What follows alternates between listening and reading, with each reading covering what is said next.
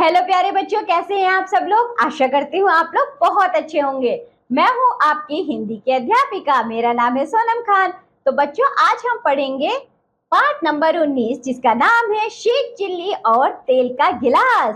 तो बच्चों, यह एक कहानी है, लेकिन यह हास्य कहानी है। आपको बहुत मजा आएगा, बहुत हंसी भी आएगी इसे पढ़ते हुए। तो बच्चों, आपने शेख चिल्ली के किस्से तो जरूर सुने होंगे। तो चलिए एक और कहानी पढ़ते हैं, शेख चिल्ली और तेल का गिलास। शेख चिल्ली इस समय वही कर रहा था जिसमें उसे सबसे ज्यादा मजा आता था, पतंगबाजी। वह इस समय अपने घर की छत पर खड़ा था और आसमान में लाल और हरी पतंगों के उड़ने का मजा ले रहा था। शेख की कल्पना करने लगा, यानी शेख चिल्ली कल्पना करने लगा, काश मैं इतना छोटा होता कि पतंग पर बैठकर हवा में उड़ जाता। बेटा, तुम कहाँ हो? तभी उसकी अम्मी ने छत की ओर देखते हुए कहा। बस अभी आया अम्मी, शेख ने कहा। अम्मी की आवाज से उसे दुख तो हुआ, लेकिन उसने अपनी उड़ती पतंग को जमीन पर उतारा और फिर दौड़ता हुआ नीचे गया। शेख अपनी माँ का इकलौता बेटा था।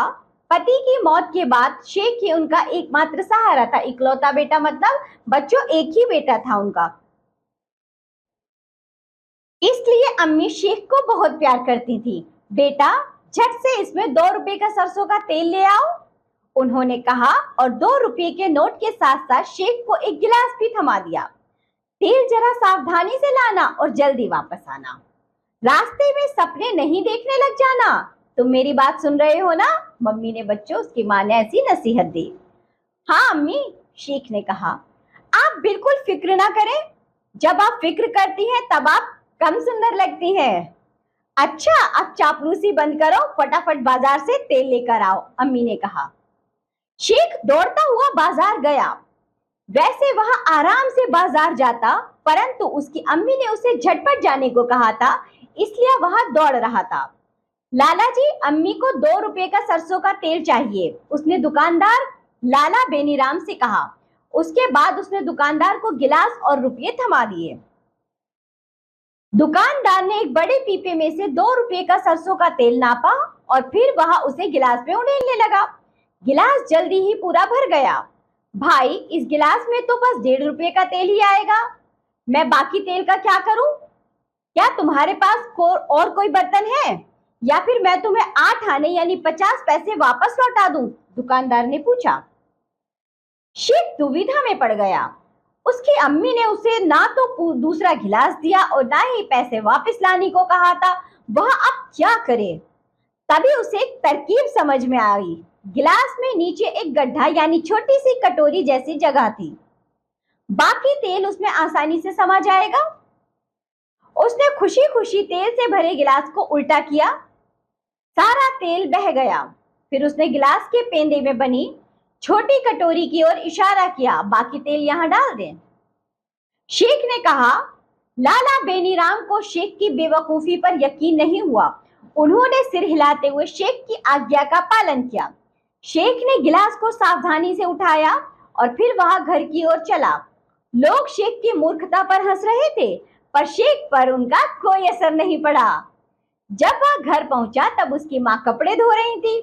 बाकी तेल कहाँ है? माँ ने गिलास के पेंदे की छोटी कटोरी में रखे तेल को देखकर पूछा। यहाँ। शेख ने गिलास को सीधा करने की कोशिश की। ऐसा करते समय बचा कुचा तेल भी बह गया। बाकी तेल यहाँ था। अम्मी जान, मैं सच कह रहा हूँ, मैंने लाला जी को तेल इसमें डालते हुए देखा था। वह कहाँ चला गया? शेख ने कहा। जमीन के अंदर, तुम्हारी बेवकूफी के साथ साथ उसकी माँ ने उसे गुस्से में कहा। क्या तुम्हारी बेवकूफी का कोई अंत है? शेख गर्दन झुकाए सब सुन रहा था। वह बोला, मैंने बिल्कुल वही किया जो आपने मुझे करने को कहा था। आपने मुझसे गिलास में 2 रुपए का तेल लाने को कहा था और वही मैंने किया। गिलास छोटा होने पर मुझे क्या करना है यह आपने मुझे बताया ही नहीं था, और अब आप मुझ पर नाराज हो रही हैं।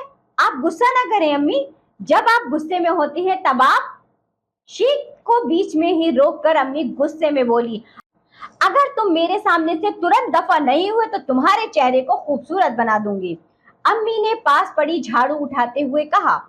मैं तुम्हारी बेवकूफियां कब तक सहन करती रहूंगी। शेख ने अपनी पतंग लपक कर ली और छत पर चढ़ गया। माँ दुखी होकर दोबारा कपड़े धोने में लग गई। उन्हें अब तेल लाने के लिए खुद बनिए की दुकान पर जाना पड़ेगा। फिर भी उनका मानना था कि मेरा बेटा बहुत ही आज्ञाकारी और प्यारा है। तभी किसी ने बाहर से दरवाजा खटखटाया। लाला बेनीराम का छोटा लड़का तेल की बोतल लिए खड़ा था। बुआ जी, यह तेल लाया हूं, उसने कहा। जब शेख भैया ने तेल से भरे गिलास को उल्टा करा तो किस्मत से तेल वापस पीपे में जा गिरा। भैया कहाँ हैं?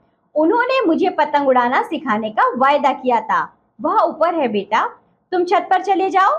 शेख की माँ ने तेल ले लिया और उस छोटे लड़के के गाल को थपथपाया। फिर वह मुस्कुराती हुई दोबारा अपने काम में जुट गई। तो बच्चों, इस कहानी से हमें क्या सीख मिलती है? यही कि हमें मूर्खों की संगति से बचकर रहना चाहिए। तो जिस तरीके से बच्चों हमने शेख चिल्ली के बहुत सारे किस्से सुने हैं, यहाँ पर एक और किस्सा पढ़ा, शेख चिल्ली और तेल का गिलास।